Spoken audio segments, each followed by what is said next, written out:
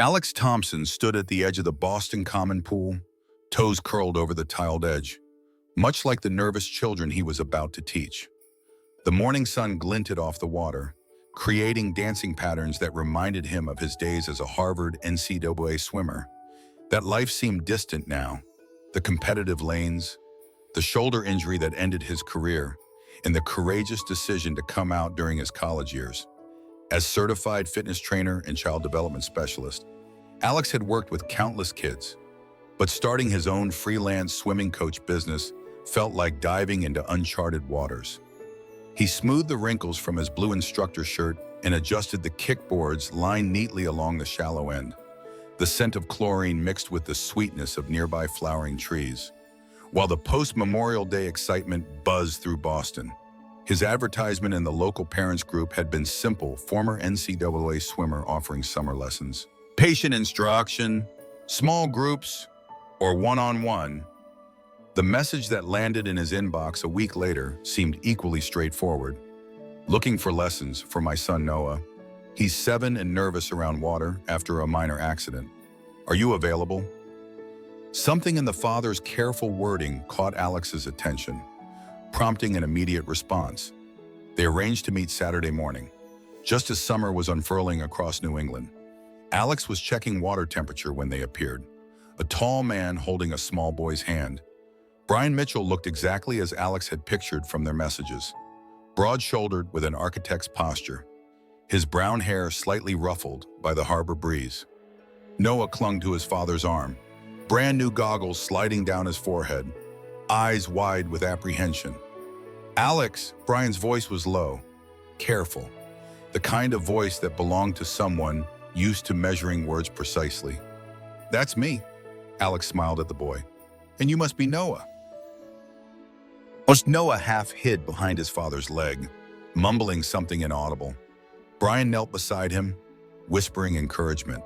Then to Alex, he said, "He's shy at first, especially around water." "That's perfectly fine," Alex replied, kneeling to meet Noah at eye level. "We'll move at whatever pace feels comfortable." They sat poolside together while Noah dipped tentative toes in the water. Alex noticed how Brian's hand remained steady on his son's shoulder, protective yet encouraging. There was something in that gesture, a quiet tenderness that made the air around them feel charged with unspoken understanding. "You know," Alex told Noah, "this pool might look enormous, but today we're only playing with this tiny corner. Just us, a kickboard, and maybe some splashing if you're feeling adventurous." Noah gave him a wary look, but the corners of his mouth twitched slightly. Progress began slowly, first sitting with feet in, then standing on the steps, finally letting the water reach his knees. When Noah eventually agreed to hold the kickboard while Alex supported his belly, Brian straightened from his bench, surprise evident in his posture. "Look at you, Noah," he called softly. Noah giggled, the first sound that wasn't a whisper, and paddled forward a few inches. Alex caught Brian's gaze across the pool. There was gratitude there, but something else too. Something that made Alex's heart beat faster against his ribs. By the end of the hour, Noah was clinging to the edge but laughing, water droplets racing down his freckled nose. Alex watched as Brian crouched to wrap his son in a towel. "What do you say to Coach Alex?" "Thank you," Noah said, voice small but distinctly proud. "You're welcome, buddy. You did amazing today." As they prepared to leave, Brian lingered a moment longer than necessary, weighing words. "Same time tomorrow."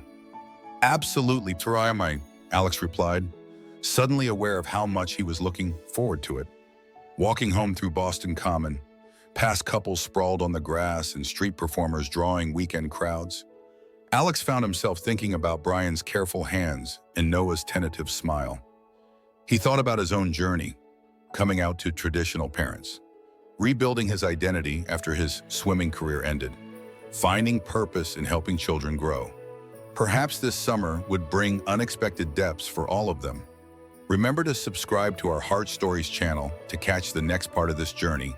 Your support helps us continue sharing authentic LGBTQ+ stories that remind us how love forms in the most unexpected places. often beginning with the smallest ripples of courage. The following afternoon arrived with the energetic buzz of pre-Harbor Fest preparations vibrating through Boston. Red, white, and blue banners fluttered on from lampposts, and street vendors were setting up early along the harbor. Alex arrived at the pool to find Noah already waiting, clutching his goggles while Brian checked his watch repeatedly, the telltale posture of someone racing against deadlines. "Morning," Alex called, his equipment bag slung over one shoulder. The summer sun caught in Brian's hair as he looked up, relief washing over his features. "Thank goodness," Brian said, crouching to speak to Noah. "Coach Alex is here. Buddy, I've got an emergency meeting about the harbor development project. You'll listen carefully." "Right." Noah nodded solemnly, his small fingers tightening around his goggles. Brian straightened, running a hand through his hair. "If it's all right, I'll be back before the session ends. The investors flew in unexpectedly, and the whole Beacon engineering team has to present." "We'll be perfectly fine," Alex assured him. When Brian left, Noah's eyes followed him until he disappeared through the gate. Alex knelt beside the boy, noticing his rigid shoulders, ready to make some bigger splashes today. They started with simple games, blowing bubbles across the surface, racing a rubber duck along the steps. Initially tense, Noah gradually loosened, allowing Alex to support him as he practiced floating. During a short break, as they sat dangling their feet in the water, Alex attempted conversation. "So Noah, what else do you like to do besides swimming lessons?" he asked, passing the boy a water bottle. Noah took a careful sip. "I play Little League," he said, showing the first hint of enthusiasm. "I'm on the Red Sox team, not the real Red Sox," he clarified seriously. "The little kid version? That's awesome. I bet you're pretty good." Alex smiled. Noah shrugged, but couldn't hide his pride. "Dad comes to all my games. He even helps coach sometimes when he's not building big buildings. He's an engineer." "Your dad sounds pretty amazing," Alex said genuinely. Noah's feet paused mid-kick. "Yeah, he takes care of me since Mom moved to California." The information came matter-of-factly, but Alex noticed the subtle drop in Noah's shoulders. "We have pancakes every Saturday with blueberries shaped like Mickey Mouse. He must be proud to have such a terrific kid," Alex said gently. "You really love your dad, huh?" Noah grinned, water sparkling off his cheeks. "Yeah." They finished with a short floating exercise, Noah lying across Alex's arms like a starfish, giggling as water tickled his ears. By the end, his confidence had visibly grown. Brian arrived just as Alex was helping Noah out of the pool, the tension in his shoulders noticeably lighter than when he'd left. "How'd it go?" he asked, eyes moving between them. "Someone discovered he can float like an Olympic champion," Alex said. Noah beamed, showing a small gap where a tooth had been. As they gathered their things, Brian hesitated. "You've been fantastic with him. Would you have dinner with us? There's Cheers just down the street." "My treat. Just to thank you." "I'd like that," Alex replied, surprising himself with how quickly the words came. The iconic Boston restaurant was crowded with tourists seeking the famous setting. But Brian secured them a corner table with a view of the public garden. Noah became fascinated by other children playing nearby, asking permission to join them within sight of their table. Suddenly, it was just the two men sitting across from each other. Brian rested his elbows on the wood, fingers laced. "I don't usually have time to just sit like this," he admitted, eyes following Noah's play. "Between the harbor development project and being there for Noah, some days I feel like I'm barely keeping my head above water." Alex listened, noticing how carefully Brian chose his words. "I can imagine it's a lot," he said, "but Noah clearly feels secure with you. That's what matters most." Brian's gaze met his then, steady, a little vulnerable.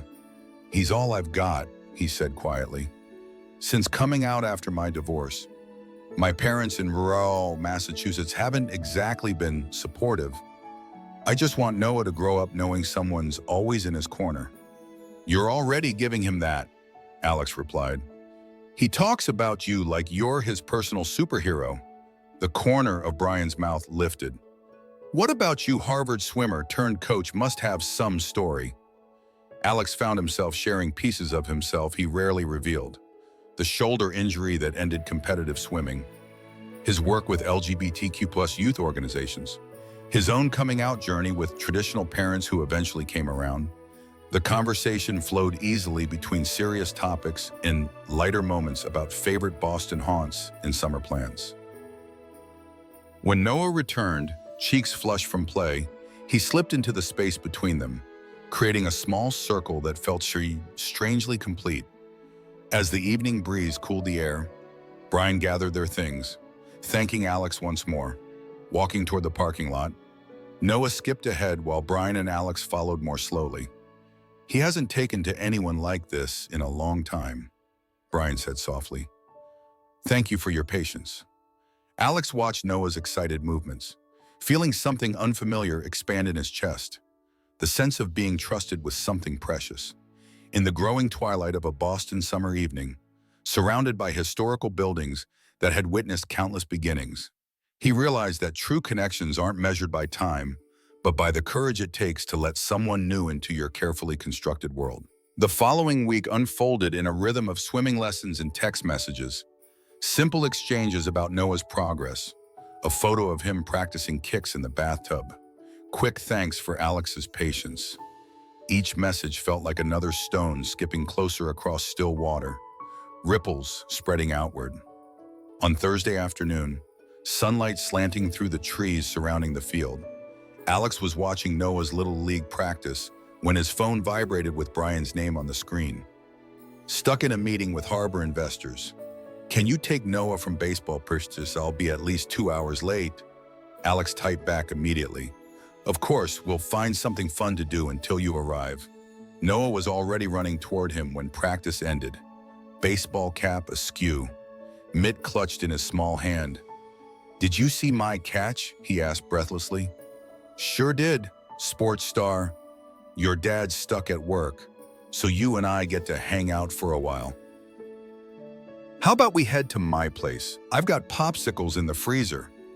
Noah's eyes widened with that mix of surprise and delight only children manage. Really, can I bring my baseball stuff? Absolutely. I've even got room for that awesome glove. Alex's apartment in Boston's South End neighborhood was a short drive away, tucked into a restored brownstone with large windows overlooking a quiet street lined with pride flags. He opened the door to the scent of coffee from that morning, sunlight streaming across hardwood floors. Noah surveyed everything with the solemn curiosity of a small explorer. The bookshelf crammed with marine biology texts, framed medals from swimming competitions, photographs of Alex with groups of smiling children from the LGBTQ+ youth center. Whoa, you have a lot of fish books, Noah observed, running a finger along the spines. I love ocean creatures, Alex admitted, setting out paper and markers on the coffee table. When I was about your age, I wanted to be a marine biologist before I got serious about swimming. Noah's eyes lit up. I love sharks. Did you know they'd have special sensors to detect electricity? My teacher said so. That's absolutely right.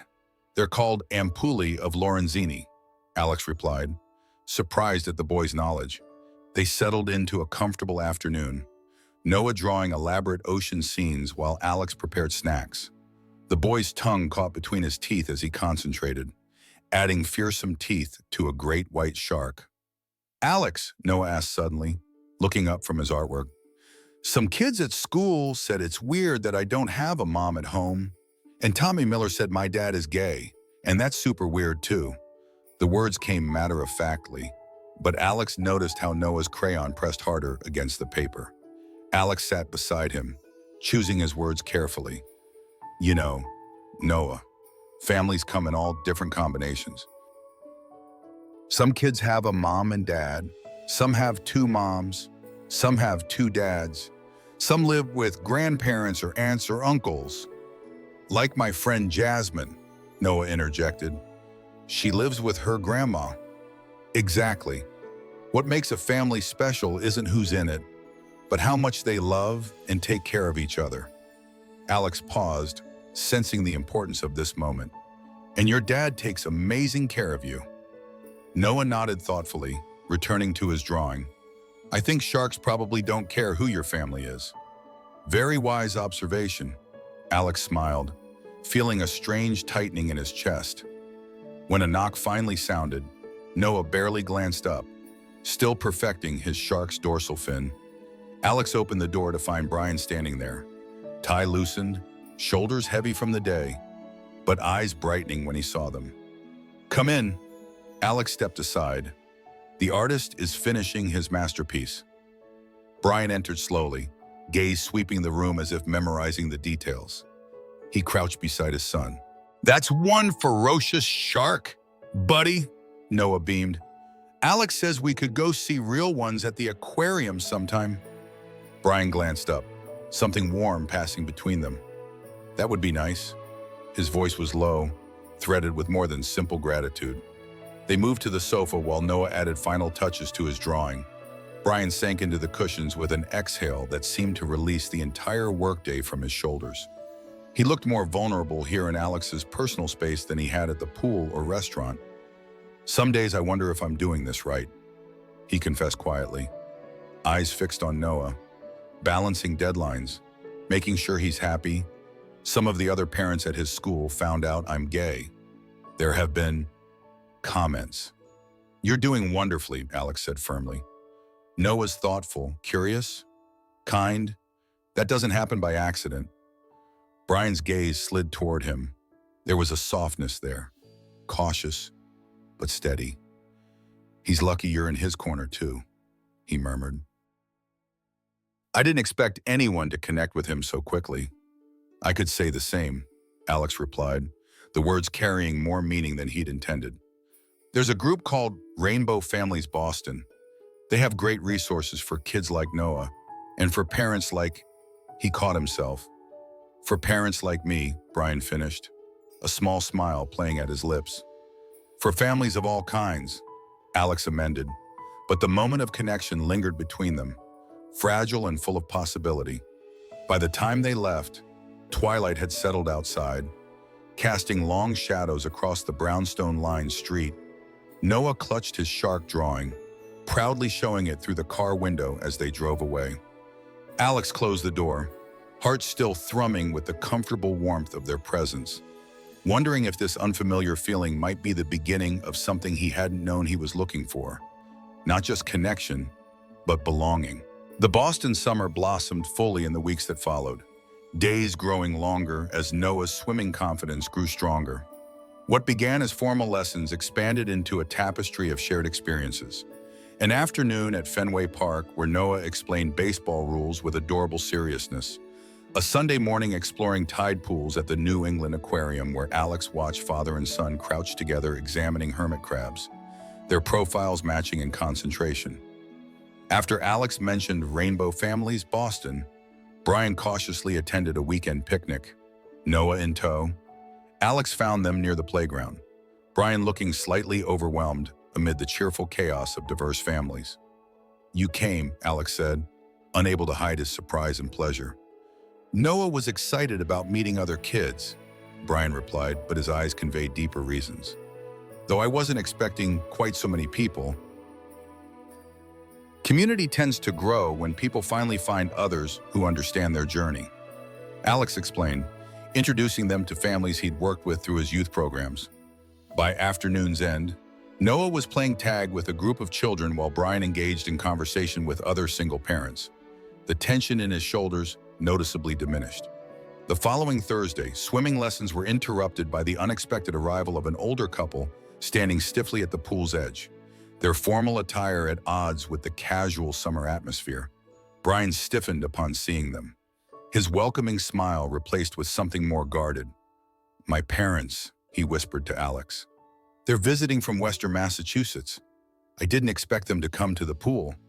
Alex watched the careful way Brian introduced Noah to his grandparents, loving but protective, like someone who'd been burned before. When Brian reluctantly introduced Alex as Noah's swimming coach, Mrs. Mitchell offered a tight smile that didn't reach her eyes. While Mr. Mitchell barely acknowledged him with a curt nod. They're still adjusting, Brian explained later as they watched Noah showing his grandparents his floating technique. Coming out at 33 wasn't exactly in their life plan for me. Family adjustments take time, Alex said gently. My parents took 2 years before they could even say the word gay without whispering. That evening, Brian texted an apology for his parents' coldness. Alex replied with understanding, but couldn't ignore the disappointment that had settled in his chest. He'd grown accustomed to being the version of himself that existed only in safe spaces, the youth center, his friends' circle, the carefully cultivated community he'd built. Brian's parents were a stark reminder of the world that still existed beyond those boundaries. The Mitchell grandparents stayed for a week, their presence creating a temporary distance as lessons became strictly professional again. Yet Alex found unexpected connection when Noah qualified for a school science fair with a project on marine ecosystems. Brian called late one evening, voice tense with apology and hope. Noah's determined to build a model showing shark migration patterns, but I'm completely lost with the science. He specifically asked if Alex could help because he knows everything about ocean stuff. The timing couldn't have been more perfect. For 3 evenings, Alex visited their home, helping Noah craft a remarkably detailed ecosystem display. Mrs. Mitchell observed from the kitchen doorway, initially distant but gradually drawn in by her grandson's enthusiasm and Alex's patient teaching. By the final night, she was asking tentative questions about marine conservation, while Mr. Mitchell reluctantly admired the technical aspects of Noah's model. "You've been good for him," Mrs. Mitchell said quietly to Alex as he was leaving, the words clearly costing her something. For both of them, it wasn't acceptance. Not yet, but it was acknowledgement. A small bridge across a wide divide. The science fair fell on the weekend before Boston's Pride festivities. Noah won honorable mention, beaming as he stood between his father and grandparents, Alex watching proudly from the audience. As the Mitchells prepared to return home, Noah's grandfather awkwardly shook Alex's hand, muttering something about good influence before quickly moving away. "Baby steps," Brian said afterward, relief evident in his voice. "A month ago, they wouldn't have attended an event where you were present." The swimming lessons officially concluded the following week, coinciding with Pride Month celebrations across Boston. Rainbow flags adorned shop fronts and street lamps, the city vibrating with anticipation. Though the lessons had ended, the connection between them remained, strengthened by texts and shared moments beyond the pool. On Friday evening, Alex's phone lit up with an unexpected message from Brian. "Noah's staying with a friend tonight. Would you have dinner with me? Just us. Top of the Prudential Tower at 8. Standing outside the restaurant 50 stories above Boston, Alex felt a nervous energy he hadn't experienced since his competitive swimming days. Brian waited by the entrance, silhouetted against the panoramic city lights, dressed in a crisp blue shirt that echoed the deepening evening sky. Their eyes met across the space, charged with unspoken possibility. The restaurant rotated slowly, offering a changing canvas of twinkling harbor lights in historic neighborhoods as they shared a meal that stretched into hours of conversation. They spoke of childhood dreams, professional setbacks, the challenges of finding authenticity in a world of expectations. When Brian finally reached across the table, fingers brushing Alex's, the gesture felt both monumental and inevitable. "I didn't plan for this," Brian admitted, voice low enough to be almost lost beneath the ambient restaurant noise. "Falling for my son's swimming coach wasn't exactly on my life's blueprint. And yet here we are, and I'm terrified of messing this up. For Noah, for you, for us." Alex turned his hand to fully grasp Brian's. "The best parts of life rarely follow blueprints," he said softly, "Pifam. Sometimes they emerge from the spaces between plans, when we're brave enough to recognize them." The city spread out below them, a tapestry of lights and shadows, of lives interconnected in ways both visible and hidden. As their hands remained linked across the table, Alex understood that true courage isn't about fearlessness, but about choosing connection even when the waters ahead remain uncharted. The elementary school auditorium buzzed with excitement on a crisp September afternoon, 2 months after that pivotal dinner above the Boston skyline. Rows of folding chairs faced a stage adorned with student science projects, parents clutching programs and smartphones with equal fervor. Alex slipped into a seat near the back, scanning the crowd for familiar faces, until he spotted Brian in the third row, saving a place beside him. Their eyes met across the distance, Brian's smile conveying volumes more than a simple greeting. Alex made his way forward, conscious of curious glances from other parents. This was their first public school event together, the first time they would appear as a unit before the community. When Alex settled beside Brian, their shoulders touching lightly, it felt like crossing an invisible threshold. "Nervous," Brian whispered, noticing Alex's restless fingers. "More than I was at my first swim championship," Alex admitted. "This matters more." On stage, Noah stood beside his expanded marine ecosystem display, now featuring migration patterns of North Atlantic marine species. His small frame practically vibrated with excitement as he scanned the audience, face lighting up when he spotted both men sitting together. The pride in his wave encompassed them both equally, without hesitation or self-consciousness. When Noah's turn came to present, his voice carried clearly through the auditorium. "My project shows how different ocean animals live together in one big community. Some swim alone, some in groups, but they all need each other to survive." His eyes found Alex and Brian in the crowd. "I learned that families in nature come in all different shapes too, just like people families."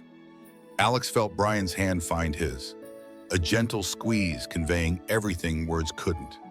In that moment, the auditorium doors opened quietly, revealing the unexpected figures of Mr. and Mrs. Mitchell slipping into the back row. They hadn't mentioned visiting, yet here they were, watching their grandson speak about diversity with unmistakable pride. After presentations concluded, Noah ran to Alex and Brian, science fair ribbon pinned to his shirt. "Did you see I talked about the sharks without forgetting anything? You were amazing, buddy," Brian said, lifting him into a hug. "The best marine biologist in Massachusetts," Alex added, ruffling Noah's hair. Noah beamed between them, then spotted his grandparents approaching cautiously. "Grandma, Grandpa, you came." He wriggled down and ran to them, creating a bridge between the two worlds that had seemed so separate. Mrs. Mitchell embraced her grandson, then straightened to face Brian and Alex. Her expression carried remnants of reservation, but something else too, a willingness that hadn't been there before. "Noah's teacher said you helped extensively with the research." "Alex," she said, each word measured but sincere. "Thank you for encouraging his interest in science." It wasn't complete acceptance, but it was acknowledgement. One more small step across the divide. Labor Day weekend marked the official end of Boston's summer season. The three of them spent it at the community pool where everything began, though now Noah swam confidently across the shallow end, proudly demonstrating strokes to younger children. Alex watched from the sidelines, reflecting on how dramatically life had changed in just one season. His phone buzzed with a message from the LGBTQ+ youth organization offering him the position of program director for their expanding children's services. Nearby, Brian was fielding congratulatory handshakes from colleagues celebrating the successful completion of the harbor development project. Later, as evening settled over the city, they walked along the Charles River, Noah darting ahead to collect interesting stones and sticks. The setting sun cast long shadows across the pathway, the water reflecting gold and amber light. Brian reached for Alex's hand, their fingers interlacing with practiced familiarity. "I have something for you," Brian said, voice suddenly serious. He withdrew a key from his pocket, simple and silver in the fading light. "It's to our home. I know it's fast, but nothing about this has followed conventional timing." Alex took the key, its weight both physical and symbolic. "Are you sure Noah asked me last night when you were going to live with us?" Brian said, smiling at the memory. His exact words were, "Alex belongs with us now. Right, Dad?" Kids have a way of cutting through complications. Ahead of them, Noah turned and waved, silhouetted against the backdrop of Boston Harbor. The very development Brian had helped create now serving as the canvas for their future. "Dad, Alex, come look at this crab." The word "dad" expanded between them, encompassing them both in its simple acceptance. As they joined Noah at the water's edge, Alex realized that family isn't defined by traditional boundaries or biological connections, but by the courage to recognize when separate paths have merged into a single journey. The three figures stood together against the Boston skyline, where historic spires mingled with modern glass towers, a city that had always found ways to honor its past while embracing new beginnings. Their reflections shimmered in the harbor waters, three distinct silhouettes blending into one unified shape. What unexpected journeys have transformed your understanding of family? Has someone entered your life who changed everything you thought you knew about belonging? Share your stories in the comments below. And don't forget to subscribe to Heart Stories for more authentic LGBTQ+ narratives that remind us how love finds its way, often beginning with the smallest ripples of courage.